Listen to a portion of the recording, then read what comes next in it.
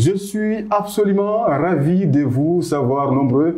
Bonjour et bienvenue. Vous êtes dans l'invité de la rédaction de l'AGP. Cet entretien, je rappelle toujours, consiste à décortiquer l'actualité en invitant des personnalités de taille. Aujourd'hui, j'ai l'honneur et le plaisir de recevoir Mohamed Sita Cissé Sitanium. Comme on aime à l'appeler, il est le directeur général de la Poste guinéenne. Avec lui, nous allons parler de sa direction et puis des innovations mises en place. Monsieur Cissé, bonjour. Bonjour, Monsieur Ba.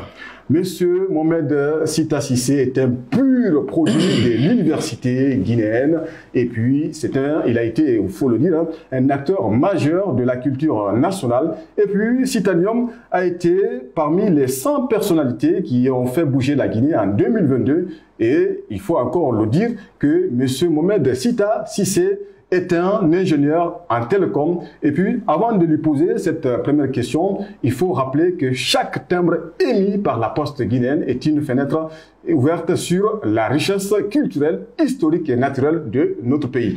Alors, Monsieur Cissé, quel est le rôle que joue la Poste dans notre pays? Merci. Je voudrais d'abord vous remercier de m'avoir choisi parmi tant d'acteurs nationaux qui consacrent leur temps au développement de notre pays. D'accord. Très sincèrement, merci pour ça.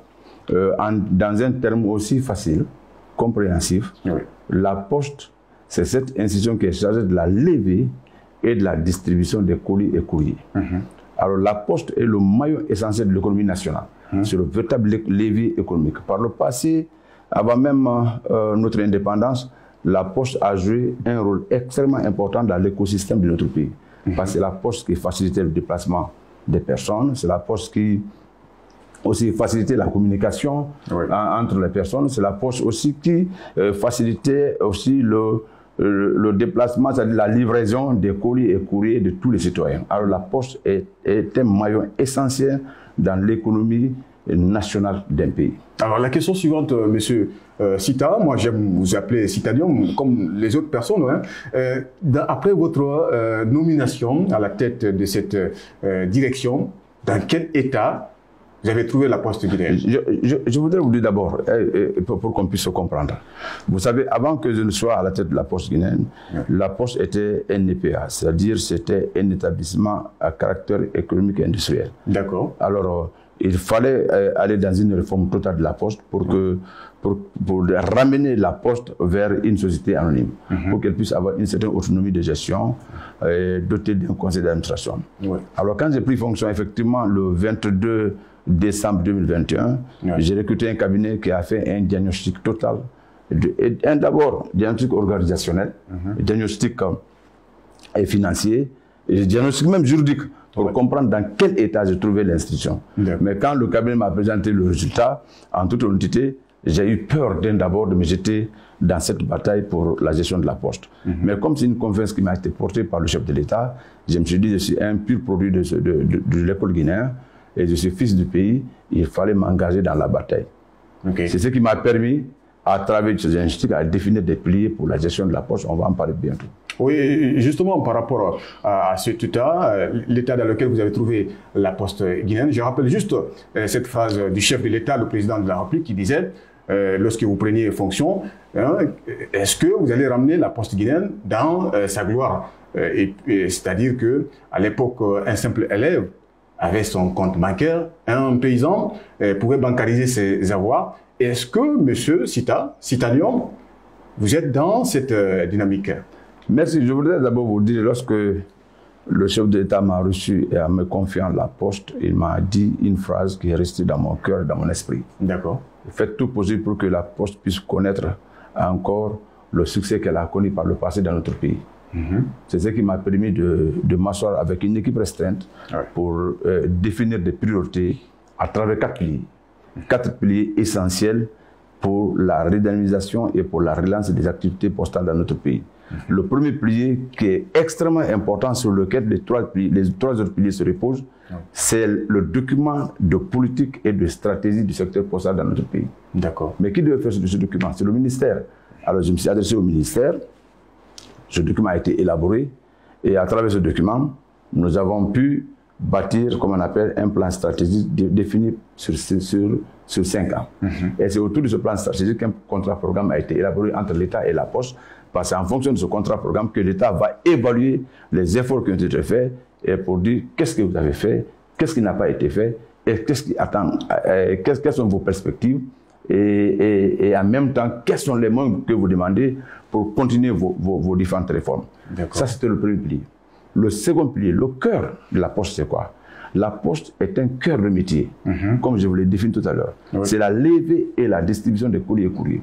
Quand j'arrivais à la tête de la Poste avait perdu totalement la confiance qu'elle avait avec les clients. Parce qu'elle ne disposait pas de moto, elle n'avait pas de véhicule. Alors, il fallait renforcer la capacité logistique de la Poste. En faisant quoi? Le diagnostic, je vous l'ai dit, quand j'ai fait sur le plan financier, la Poste n'avait pas un sou dans son compte. Alors, qu'est-ce qu'il fallait faire, très honnêtement, pour trouver les moyens et acheter des engins roulants et qui vont efficacement faire le travail de la Poste? Vous savez, entre les administrations postales, je parle dans un terme aussi facile pour qu'on puisse se comprendre. Si la Poste ivoirienne nous envoie des colis et courriers, nous sommes chargés de les livrer. Mais cela a un coût. Nous les facturons. Quand nous les envoyons aussi, nos courriers et courriers, ils aussi, ils les livrent, ils nous facturent. Mais à un certain moment, l'Union postale universelle qui fédère tous les opérateurs désignés de différents pays a fait une analyse approfondie, a compris que ce fonds était très mal utilisé par les opérateurs désignés. Et un opérateur désigné, en fait, c'est la Poste du pays. Qu'est-ce qu'ils ont proposé lors d'un conseil d'administration? Qu'il fallait créer un compte au niveau de l'UPU dans lequel compte ces fonds-là sont payés. C'est ce compte qui s'appelle le Fonds pour l'amélioration de la qualité de service. Je me suis adressé à l'UPU. J'ai trouvé qu'il y avait un fonds qui existait pour la Guinée, pour la Poste guinéenne, d'un montant de 150 000 $. Mais pour décaisser ce fonds, il faut un projet. J'ai élaboré un projet, j'ai déposé à l'UPU. Ils nous ont financé à hauteur de 130 000 $ qui nous a permis d'avoir des pick-up, des motos à 2 roues et des motos à 3 roues. C'est ce qui a été très facile pour nous pour aller vers la clientèle. Moi-même, je le dis souvent aux agents de la Poste, vous savez, moi qui suis directeur général, je suis le premier agent commercial de la Poste. Je descends sur le terrain pour convaincre les clients, pour leur dire attention, les choses commencent à changer de la Poste, revenez vers nous. Et à ce jour, je vous rassure de cela, la Poste a le contrat de toutes les banques de la place, y compris la Banque centrale, pour la livraison de leurs courriers partout en Guinée. Ça, c'était le deuxième pilier. Le troisième pilier, il faut aller vers l'innovation. Parce qu'aujourd'hui, la transformation de la Poste dans le numérique est une réalité. Je vous donne un cas terre à terre. Avant, le mandat existait. Qui faisait le mandat? C'était la Poste. Vous déposez dans un terme facile votre argent ici, quelqu'un le récupère dans un bureau de poste à Cancan, ou à Dakar, ou à Hong Kong.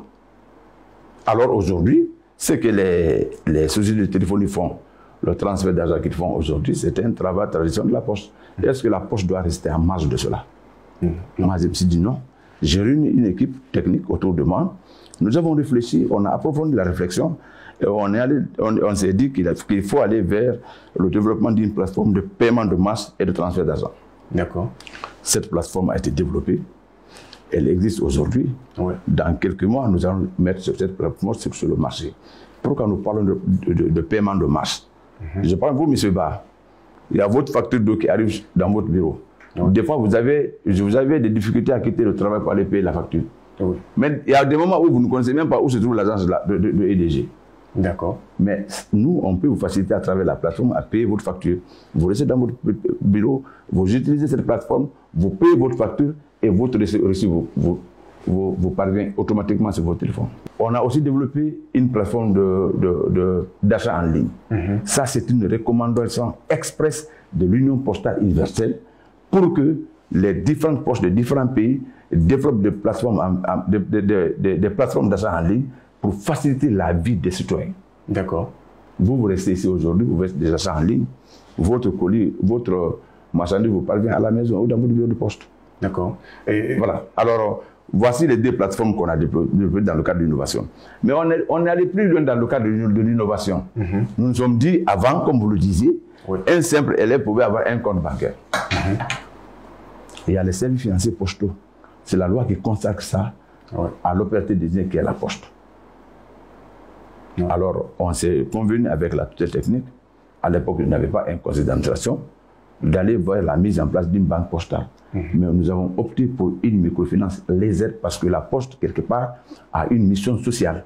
Quand vous prenez les banques classiques, je suis désolé, un citoyen lambda, une femme qui a un plateau de gâteaux qui ne dépasse pas, le montant ne dépasse même pas 30 000 francs, ne dépasse même pas 30 000 francs, lui ne peut pas se permettre d'ouvrir un compte bancaire dans une banque classique où les exigences sont énormes.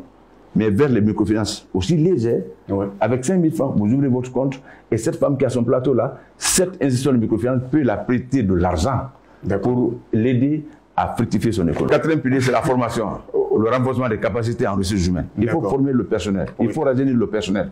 J'ai trouvé un personnel vieillissant à la Poste. J'ai trouvé des personnes, je m'excuse, hein, ils connaissent bien le cœur du métier, mais qui ne pouvaient même pas allumer un ordinateur. Et justement, je vais aborder tout à l'heure cette question. Et tout ce que vous dites, on peut mettre ça dans le compte des innovations, des réformes mises en place. Et cela m'amène à vous poser cette question avec l'évolution des TIC, des technologies de l'information et de la communication, et surtout le numérique. Comment la Poste arrive-t-elle à s'en sortir, à s'adapter? Bien sûr. Vous savez, j'aime souvent, je suis panéliste à de très grands rendez-vous de la Poste sur le continent africain. J'aime souvent faire cette démonstration. Vous avez vu la boîte postale physique là? C'est à l'image de cette boîte postale physique parce que c'est cette boîte physique qui permettait aux citoyens de pouvoir communiquer entre eux. Tu envoies, tu déposes ta lettre et puis ça vient dans ta boîte, quelqu'un vient la récupérer. C'est à part de cette boîte postale physique que l'email a été créé. Alors la boîte postale, elle est physique, l'email est électronique. Est-ce que la Poste va rester en marge pour dire qu'avec l'arrivée du numérique, nous n'allons pas pouvoir nous adapter à ce nouveau contexte? Non, pas du tout. Il faut aller vers la digitalisation de tous les produits et de tous les services dont la Poste dispose. Je vous donne un cas simple. Aujourd'hui, nous avons réussi à digitaliser, par exemple, la boîte postale.